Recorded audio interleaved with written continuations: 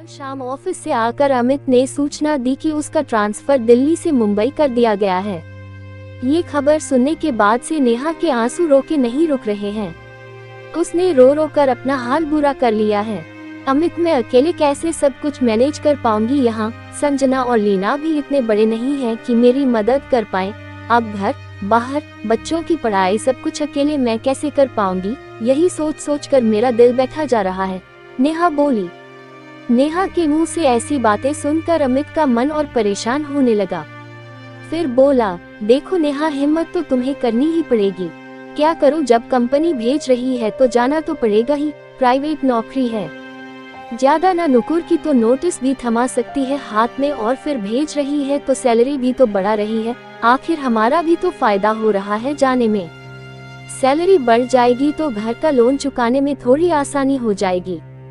थोड़ी देर चुप रहने के बाद नेहा का तनाव थोड़ा और कम करने के लिए अमित फिर बोला, देखो नेहा, महीने का राशन मैं खरीद कर रख ही जाऊंगा। सब्जी वाले रोज घर के सामने से जाते हैं, उनसे ले लिया करना।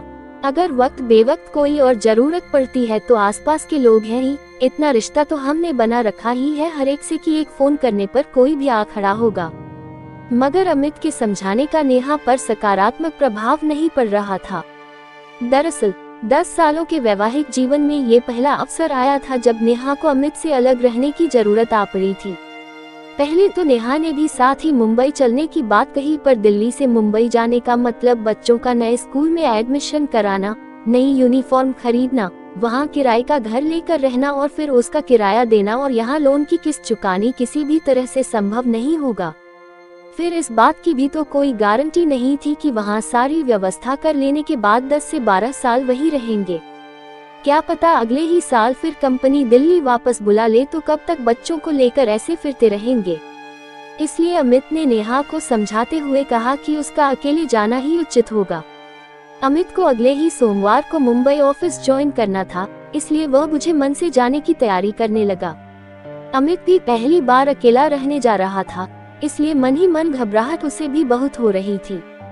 बचपन से आज तक अपने हाथ से एक गिलास पानी तक लेकर नहीं पिया था उसने। पहले माँ और बहनें और फिर शादी के बाद नेहा उसके सारे काम कर दिया करती थी। अमित मन ही मन सोचकर परेशान हो रहा था कि कैसे वह अपने कपड़े धोएगा, बेडशीट बदलेगा, कमरे की सफाई करेगा।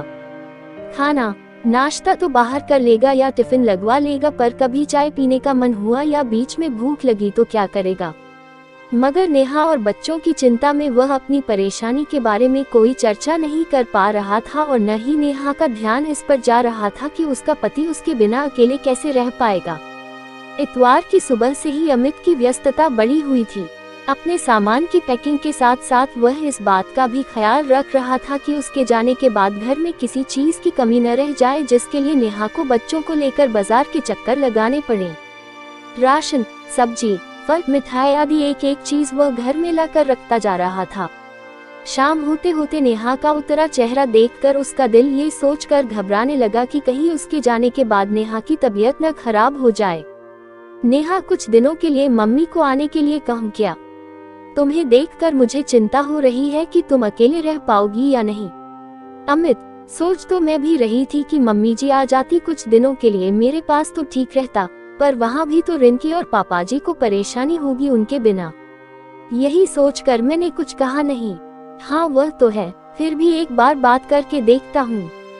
मम्मी से कहता हूँ कि 4 से 5 दिनों के लिए आ जाएं। फिर शनिवार को मैं आ ही जाऊंगा, आगे की आगे देखेंगे। अमित ने अपनी माँ से बात की तो बेटे बहू की समस्या सुनकर विचलित हो गयी। बोली कि वे यहाँ की व्यवस्था समझाकर कल ही दिल्ली आ जाएंगी। रिंकी और उसके पापा मिलकर 1 सप्ताह गुजार लेंगे किसी तरह से। मम्मी जी आ जाएंगी। ये सुन नेहा ने राहत की सांस ली, और फिर उसने अमित की बची तैयारी कराकर नम आंखों से दूसरे दिन उसे मुंबई के लिए विदा किया। बात नौकरी और जीवन यापन की थी, इसलिए न आने का कोई विकल्प नहीं था अमित के पास, पर सही माने में मन ही मन वह बहुत परेशान था। एक तरफ नेहा और बच्चों की चिंता तो दूसरी तरफ अपने बारे में सोच सोच कर परेशान हो रहा था कि बिना नेहा के कैसे रहेगा। 1 सप्ताह तक तो कंपनी के गेस्ट हाउस में रहना था, तब तक तो खैर कोई समस्या नहीं होनी थी, पर इसी 1 सप्ताह में उसे अपने लिए किराए का घर लेकर रहने की पूरी व्यवस्था करनी होगी। दसियों झंझट होने थे उसमें, घर खोजो, कामवाली खोजो, समय पर कपड़े धोकर प्रेस करने को दो। नेहा के होते ये सब काम इतने कठिन होते हैं उसे कभी एहसास ही नहीं हुआ था। अपने घर में तो आज तक उसने कभी कामवाली से बात तक नहीं की थी।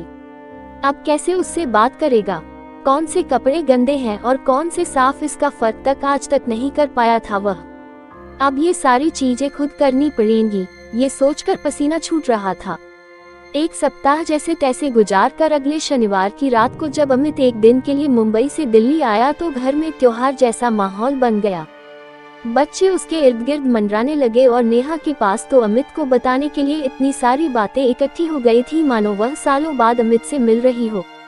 एक सप्ताह तक अमित के बिना उसने एक एक पल कैसे बिताया इसका वर्णन खत्म होने का नाम ही नहीं ले रहा था। पर मम्मी जी की निगाह अमित के चेहरे पर अटक गई थी। बेटा तू एक ही सप्ताह में कितना दुबला हो गया है, कहते हुए उनकी आंखें भर आईं। उनका बस चलता तो वे एक ही दिन में अमित को अपने हाथों से उसके पसंद की सारी चीजें बना और खिलाकर पूरे सप्ताह की कमी पूरी कर देती, लेकिन शाम को उनका वापस जाना भी जरूरी था क्योंकि रिंकी के पेपर शुरू होने वाले थे। उनकी अनुपस्थिति से उसकी पढ़ाई बाधित हो रही थी। मम्मी जी को शाम की ट्रेन में बैठा कर आने के बाद बच्चों ने जिद पकड़ ली पिज्जा खाने की। नेहा ने भी उनका समर्थन करते हुए कहा, जब से तुम गए हो तब से ही ये पिज्जा खाने की जिद कर रहे हैं। मैंने समझा रखा था कि पापा के आने के बाद चलेंगे। अब चल कर खिला दो वरना तुम्हारे जाने के बाद फिर मुझे परेशान करेंगे। अमित का मन न ही इस समय बाहर जाने का हो रहा था और न ही बाहर का कुछ खाने का। उसका दिल कर रहा था कि बचा खुचा समय वह सब के साथ सुकून से घर में बिताए और नेहा के हाथ का बना घर का गरम गरम खाना खाए, पर बच्चों और नेहा की बात न मानकर वह अपराध भावना से घिरना नहीं चाह रहा था। अतः बेमन से ही वह सबको साथ लेकर पिज्जा हट चला गया। दूसरे दिन फिर सुबह सुबह ही वह मुंबई के लिए निकल गया। ट्रेन में बैठते ही अमित ने सोचना शुरू कर दिया कि कहीं कुछ ऐसा रह तो नहीं गया जिसकी वजह से नेहा को परेशान होना पड़े। पर जब उसे ऐसी कोई बात याद नहीं आई तो उसने सुकून के साथ सीट पर सिर टिकाकर आंखें बंद कर ली। मुंबई जाने के साथ ही अमित की जिंदगी से आराम और सुकून शब्द गायब हो गए। अब तक शनिवार की शाम से लेकर सोमवार की सुबह तक जो सुकून के पल हुआ करते थे अब तो वही पल सबसे ज्यादा भागदौड़ वाले बन गए। ऑफिस से छूटते ही वह स्टेशन की ओर भागता, फिर ट्रेन से उतरकर ऑटो पकड़कर घर पहुंचता। तब तक बच्चे तो सो चुके होते थे, इसलिए बच्चों के साथ वक्त बिताने की खुशी में वह सुबह जल्दी उठ जाता। फिर सारा दिन साप्ताहिक खरीदारी या बच्चों को घुमाने फिराने में निकल जाता। फिर सोमवार की सुबह शताब्दी पकड़ने के लिए सुबह 5 बजे ही नहा धोकर तैयार होकर उसे घर से निकलना पड़ता था। नेहा अकेली है ये सोचकर बीच बीच में उसके सास ससुर चक्कर लगा जाते थे, पर चूंकि वे भी अभी नौकरी करते थे इसलिए ज्यादा दिन रुकना संभव नहीं हो पाता था। एक शनिवार जब अमित घर आया तो घर पर नेहा की मां रीना जी उसके साथ रहने के लिए आई हुई थी। नेहा के मुंह से उसकी परेशानी सुनकर वे कुछ दिनों के लिए उसके पास रहने को आ गई थी। अमित को देखते ही उनके चेहरे पर चिंता की लकीरें खींच गईं। अमित बेटा, आपका स्वास्थ्य इतना गिर कैसे गया है? चेहरे से रौनक ही गायब हो गई है। अभी 2 महीने पहले जब आपसे मिली थी तब तो आप ऐसे नहीं थे। क्या खाने पीने का सही इंतजाम नहीं है वहाँ पर? नहीं मम्मी जी, खाना पीना तो सब ठीक है वहाँ पर, बस घर से दूर हूँ तो बच्चों की याद सताती रहती है। बस इसी वजह से आपको ऐसा लग रहा होगा। अब आज घर आया हूँ तो कल देखिएगा मेरा चेहरा भी चमकने लगेगा। दूसरे दिन सुबह से ही अमित फिर घर की व्यवस्था और बच्चों की फरमाइशें पूरी करने में जुट गया। दिन के लिए जब फिर सब ने बाहर का प्रोग्राम बनाया तो रीना जी ने रोकते हुए कहा कि कल सुबह ही अमित को निकलना है तो इस समय सब घर पर ही रहो, घर पर ही बनाओ खाओ। मगर बच्चे नहीं माने तो रीना जी ने कहा, ठीक है तुम सब जाओ, मैं नहीं जाऊंगी, मैं अपने लिए यही कुछ बना लूंगी। निकलते निकलते अमित ने कहा, मम्मी जी आप अपने लिए जो भी बनाइएगा उसमें 2 रोटियां मेरी भी बना दीजिएगा, मैं भी घर आकर ही खा लूंगा, बाहर का खाना खा खा कर मन भर गया है मेरा। रीना जी ने उस समय तो कुछ नहीं कहा, लेकिन दूसरे दिन अमित के जाने के बाद नेहा को आड़े हाथ लिया। नेहा, तुझे क्या लगता है अमित की पोस्टिंग दूसरे शहर में हो गई है तो उसमें उसका कोई गुनाह है? तुझे यहाँ अकेले रहना पड़ रहा है तो इसमें उसका कोई कसूर है? क्या सोचती है तू? क्या अकेले रहने से परेशानियों का सामना केवल तुझे ही करना पड़ रहा है? अमित बड़ा ऐश कर रहा है वहाँ पर। कैसी बीवी है तू कि तुझे उसका खराब हो रहा स्वास्थ्य और ढलता जा रहा चेहरा नहीं दिख रहा है? देख रही हूँ एक दिन के लिए इतनी दूर से बेचारा भागा भागा बीवी बच्चों के पास रहने के लिए आया और सारा दिन तुम लोगों की जरूरतें और फरमाइशें पूरी करने में लगा रहा। एक पल भी चैन से नहीं बैठ पाया। क्या उसके शरीर को आराम की जरूरत नहीं है? पर माँ, मैंने ऐसा क्या कर दिया जो आप इतना नाराज हो रही है मुझ पर? आपको ऐसा क्यों लगने लगा कि मुझे अमित की चिंता नहीं है? ऐसा क्या देख लिया आपने जो मुझे इतना डांट रही है? देख नेहा, जब से अमित मुंबई गया है तब से मैं तेरे मुंह से बस यही सुनती आ रही हूँ कि मैं अकेले कैसे रह रही हूँ, यह मैं ही जानती हूँ। मुझे कितनी परेशानियों का सामना करना पड़ रहा है कि क्या बताऊँ। ये बात तू अपने मायके ससुराल के एक एक इंसान को बता चुकी है।